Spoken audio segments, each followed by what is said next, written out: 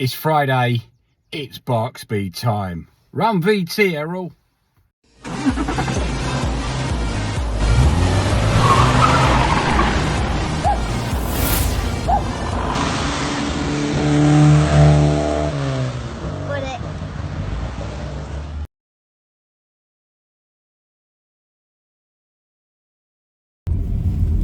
Good morning. It is Friday, it's Barkspeed time.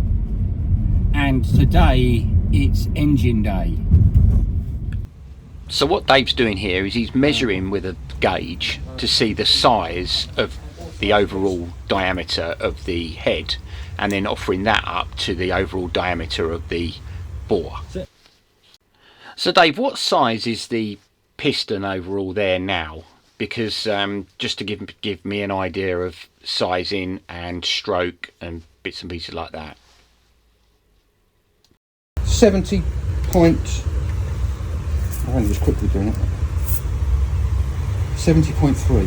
70.3. So, and they're going to go to 1 mil over, so that's 71 points. So 71 and a half. Yeah, and then so the piston actually sits, there is a gap between the piston and the bore, isn't there?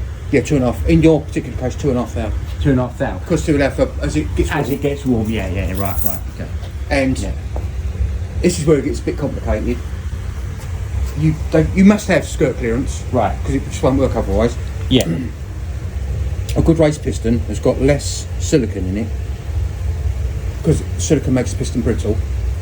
But it also makes it. But it makes it. But it makes it more malleable. Right. Yeah. When you start loading it with silicon, the piston doesn't expand as much, but it becomes a bit more brittle. Yeah. So there's a balancing act of getting enough silicon in it to stop the expansion rate down. Because back in the day, like back in when I first started doing it, used to give them 6-8 thou skirt clearance. They sound like a bag of nails when they're cold, but as they're warming up, they tighten up. Yeah. But from cold, it was awful. Then they started introducing silicon, which was great, and it slows it all down. But when you load it up with load silicon, bad. Okay, let's go. So right, we're going. We're checking the bore size. I'm going to see how much it's warm. Right. So if we go and zero that, this is the warm bit. Then we'll find a good bit. Okay, so that's the warm. That's the bit that's warm. Right, now if we bring this up there and we'll get the bit that's the ridge. Let us see how much we can get. The least we can get out of it.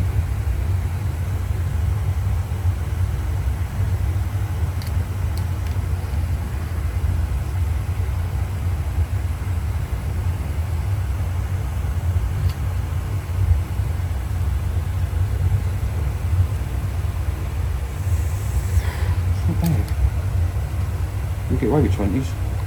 Okay. So here's a little chart on the right hand side. It shows you that if you go plus 20, which is what Dave's talking about, it will give me a 1293cc. The next one we were going to look at was plus 40, which will give us 1310cc. They're currently out of stock, but plus 60 is in stock, and that will give us 1330. That is pretty much the most you can go to with this engine. If you start going any bigger, you need to do a hell of a lot more to the engine, and you have to offset the two middle bores. Otherwise you hit an oil or water jacket in the side.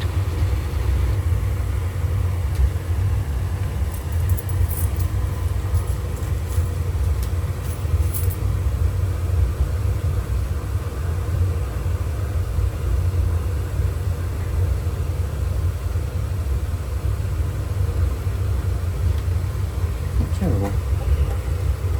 It's not as bad. No, not. It feels worse than it actually is. Right.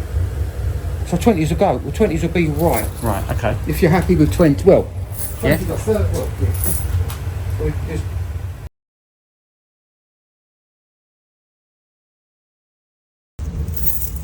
As soon as you start filming, it goes quiet. yeah, I'm just. Hey, let me have a think about some impressive words.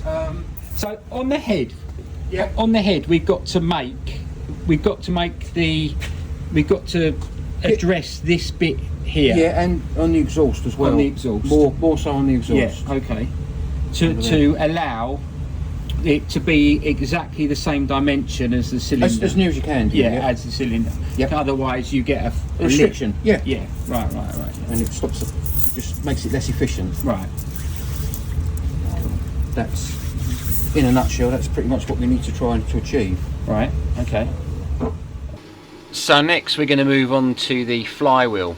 Now this was a standard flywheel up until Dave got his hands on it, and basically he's taken a large amount of the material off of this, and he actually said it was 10 millimeters taken off of the front of the face, so it will make it much lighter and it will whiz up a lot quicker, which is what we want. Next thing you see here is the middle bearing modification.